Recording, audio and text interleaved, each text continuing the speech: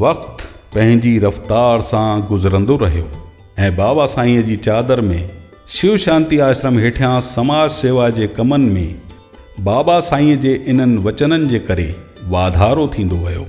जॾहिं बाबा साईं चवंदा आहिनि, मां हिकिड़ो अखर चवंदो आहियां, असांजे लखनऊ में छड़ो ॾहों हिसो हिकिड़ो सेठ दान कढे त जेको ग़रीबी 70 खां असां चऊं था लथल आहिनि, जेको बि आहे सभु श्री राम, पर ग़रीबी जो 70 न रहंदो। ऐं ईअं असांजो छड़ो ॾहों हिसो धन निकिरे ऐं हिकिड़ी बैंक जमा थिए सिंधी क़ौम जे लाइ, श्री राम। जेकॾहिं असां हिकु हिकु शहर में इहा शइ ईअं बैंक कढूं, असां पंहिंजी क़ौम खे ईअं उथाए वेझूं जे देरि ई न थिए। असांजे सिंध जी बसि हिकिड़े ई ठपे में मां बसि जुमिलो ॾेई छॾियां, सिंध जी सभ्यता इहा आहे, मां बि खावां ॿिए खे बि खारायां, ॿिए खे खाराए मां पोइ खावां, जंहिंजे करे असांजा सिंधी आबाद आहिनि। बसि इहा ॻाल्हि यादि रखूं। बाबा साईं जे हिन भाव जो संगत ते असरु तॾहिं साफ़ नज़र आयो जॾहिं बाबा साईं जे सफ़रनामे जो ख़ासि मुक़ाम आयो।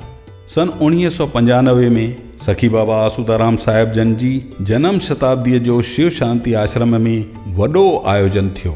हिन मौक़े ते 10 अप्रैल 1995 जे ॾींहुं संत बाबा आसूदाराम सेवा समितियुनि खे नायाब तरीक़े सां ठाहियो वियो। इहो बाबा साईं जे प्यार जो ई करिश्मो हो, जंहिंजे करे छड़ो हिकु ई ॾींहं में 36 सेवा समितियूं तयारु थी वयूं, जेके बाबा साईं जी सलाह ते हलण लाइ सदाईं तयारु आहिनि।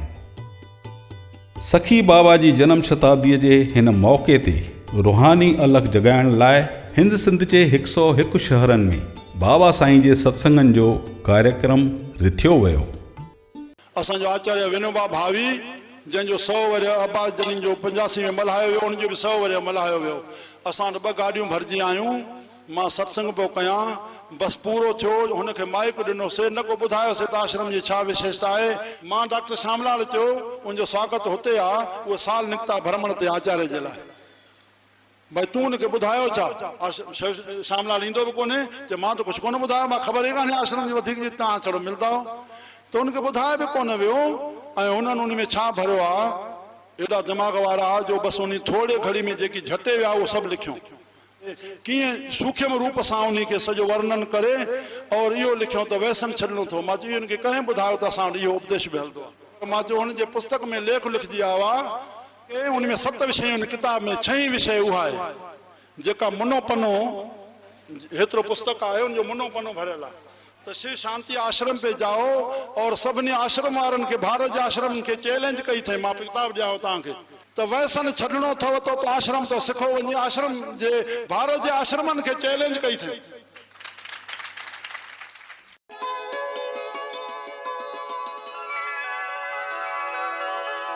इहा ॻाल्हि ई बाबा साईं जे शेवा कार्जनि जो सभिनि खां पुख़्तो सबूत आहे। इन ई साल 1995 में गीता प्रेस गोरखपुर जी कल्याण नाले मशहूर मासिक पत्रिका जे मार्च अंक में सखी बाबा आसूदाराम साहिब जन जी नायाब गौ शेवा खे छापाए सखी बाबा जन खे उन्हनि जी गौ शेवा लाइ 80 सालनि खां पोइ सम्मान सां यादि कयो वियो।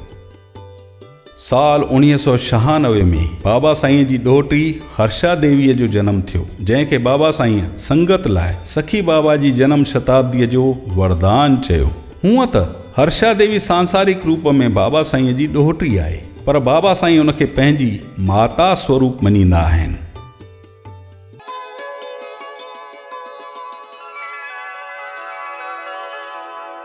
इन ई साल 1996 में नेत्र चिकित्सा शिविर जे आयोजन जी बि शुरूआत थी वई, जंहिंजो आयोजन हर साल थींदो रहंदो आहे। बाबा साईं हमेशा चवंदा आहिनि, राम मन वचन कर्म करके जेको बि तो सोचेंदो प्रकृति में वेंदे उहो तोखे मोट जो फल मिलंदो। तूं कंहिंसां ठगी कंदे तोसां बि कोई ठगे वेंदो, ज़रूर न आहे उहो तोखे ठगे। तूं कंहिंजी चोरी कंदे ज़रूर न आहे उहो तुंहिंजी करे, तुंहिंजी बि कोई करे वेंदो। तूं कंहिंखे दुख पहुचाईंदे तूं बि काथां दुखी थींदे, तूं कंहिंखे सुख पहुचाईंदे तूं बि काथां सुखी थींदे। जेकी बीज बोईंदे उहो तोखे फल मिलंदो। परमात्मा प्रकृति में समाल आहे, न त प्रकृति जड़ आहे। श्री राम। हा बसि कर भला होवे भला, सभिनी में मुंहिंजो साईं